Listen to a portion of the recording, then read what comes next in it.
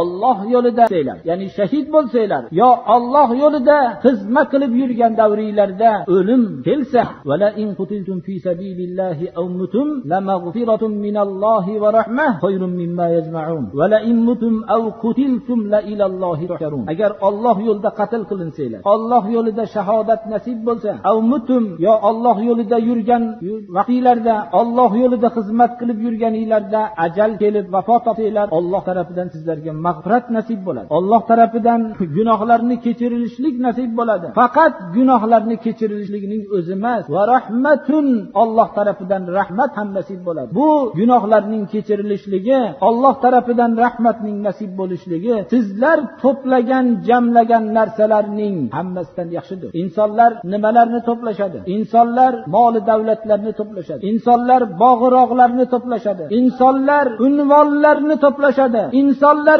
ko'klariga belgilarni, har xil shuhratlarni, belgilarni ko'paytirishadilar, jamlashadilar. Bu jamlagan narsalarning hammasidan Allohning mag'firati va rahmati yaxshidir. Boshqa maslaklar Alloh yo'lida bo'lgan kurash va'da qilayotgan narsani va'da qilmaydi. Boshqa maslaklar qilingan xizmatlarga martabalarni oshiradi, yoinki ko'ksilarini belgilar bilan to'ldiradi, yoinki boshqa bir mukofotlar bilan beradi, boshqa imtiyozlar beradi. Lekin bu imtiyozlar uchun insonlar butun umrlarini qurbon ham qilishadi. Alloh subhanahu va taoloning qurbon ham qilishadi. Alloh subhanahu va taolo unday narsani va'da qilmayapti. Agar Allohning yo'lida qatl qilinsanglar, Allohning yo'lida vafot qilsanglar, sizlarga Alloh subhanahu va taolodan gunohlarning mag'firat mukofoti bo'ladi. Faqat gunohlarning mag'firatigina emas, balki Alloh tarafidan sizlarga rahmat ham muyassar bo'ladi. Bu sizlar to'plagan mollardan, sizlar to'plagan ko'klardagi belgilardan, sizlar to'plagan obro'lardan hammasidan yaxshi deyapti Alloh subhanahu va taolo. Khayrun mimma yajma'un,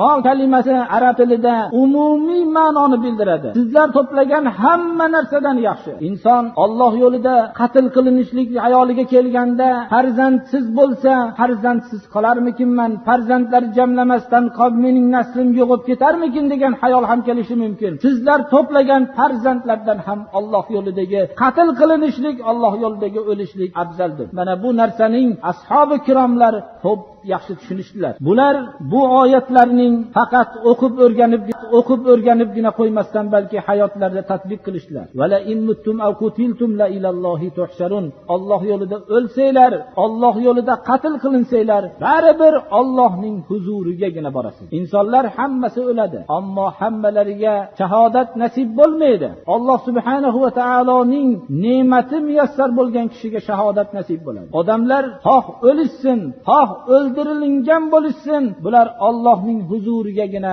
jamlanishadi. Alloh subhanahu va taoloning huzurida hisob kitob bo'ladi. Bu oyatlarni ashabi kiromlar o'zlarining hayotlarida buni ko'rib yashashdilar. Uhud g'azotida xususan Anas ibn Nadr ismli sahoba radhiyallohu anhu, bu kishi shunda ashoblardan bittalarini ko'rib, Uhud tarafiga qarab chopib ketayotganlarda, "Ey Anas, qayerga ketyapsiz?" deganlarda, "Uhudning buyog'idan jannatning hidi kelyapti" dedilar. Ana shu yerda jangda shahid bo'ldilar. U kishining 80 tadan ko'ra ko'proq nayza sulgan, shamshir bilan zarbalangan va uzun kamollar sulingan a'zolarida shunday shakllar hammasi bor edi. Butun jasadlari pora bo'lib ketgan edi. Hatto u kishini hech kim tanimaydigan holatda qolgan edi. Singillari barmoqlaridagi bir belgidan shuni Anas ibn Nadr ekanligini tanib oldi. Ana ular Alloh yo'lida agar qatl qilinsanglar, to'plagan hamma narsalardan yaxshi ekanligi degan oyat darajada tushunishgan. Haqiqatan ham buning yaxshiligini biz o'zimiz ham ko'rib turibmiz, birodarlar. Alloh yo'lida shu zot qatl qilingan bo'lsa, Anas ibn Nadr 1400 yil keyin ham insonlarga namuna bo'lib tarixdan o'tirildi. Ammo tarixda million kishilar o'lib ketdi, insonlar esiga kelmaydiganlar tarixda ko'p. Bir kishi vafot qilgan bo'lsa, tobutini ko'tarishlikdan hazar qilinadigan holat ham bo'lishligi mumkin. Ammo bu zotlarning mana Alloh yo'lida vafot qilganligi, otalarini insonlar eslardan chiqarishligi mumkin. Ammo bu kishilarni Alloh yo'lida qatl qilinganligi uchun hammalar o'zlari namlanib, ularning haqqiga duolar qilishadilar. Bu haqiqatda ham hamma odamlar to'plagan narsadan yaxshi ekanligini ham ma'nolarining bittasi shu bo'lsa kerak. Vallohu a'lam.